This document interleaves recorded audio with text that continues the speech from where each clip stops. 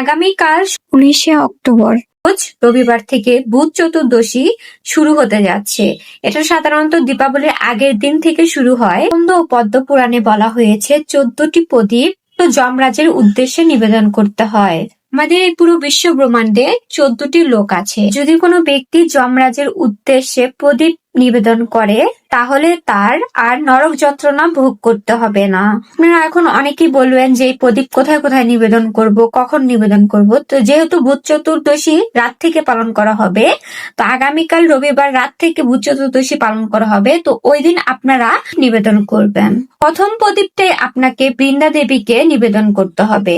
পরের প্রদীপ হচ্ছে গোমাতার উদ্দেশ্যে নিবেদন করবেন। গোমাতার জন্য একটা প্রদীপ নিবেদন করবেন এবং গোমাতা যে ঘরটায় থাকে গোশালা, ওইখানে একটা প্রদীপ রাখতে পারেন। আপনার দরজার দুই পাশে দুইটা প্রদীপ নিবেদন করতে পারেন। আপনার বাড়ির ঈশান কোণ অর্থাৎ উত্তর পূর্বে কোণার দিকে আপনাকে একটা প্রদীপ নিবেদন করতে হবে। রান্নাঘরে একটা প্রদীপ রাখতে হবে এবং আপনার বাড়িতে যদি আশেপাশে জলাশয় বা কোনো পুকুর থাকে, যদি সেটাও না থাকে, আপনার কলপাড়ে এখানে আপনাকে একটা প্রদীপ নিবেদন করতে হবে। জমের দিক যেহেতু দক্ষিণ দিককে বলা হয়, তাই আপনাকে জমের দিকে একটা প্রদীপ নিবেদন করতে হবে। আপনার গৃহে যেখানে গৃহ মন্দির আছে সেইখানে ভগবানের উদ্দেশ্যে একটা প্রদীপ রাখবেন।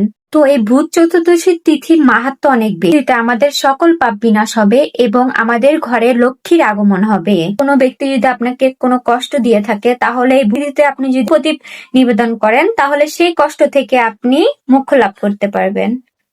হরে কৃষ্ণ।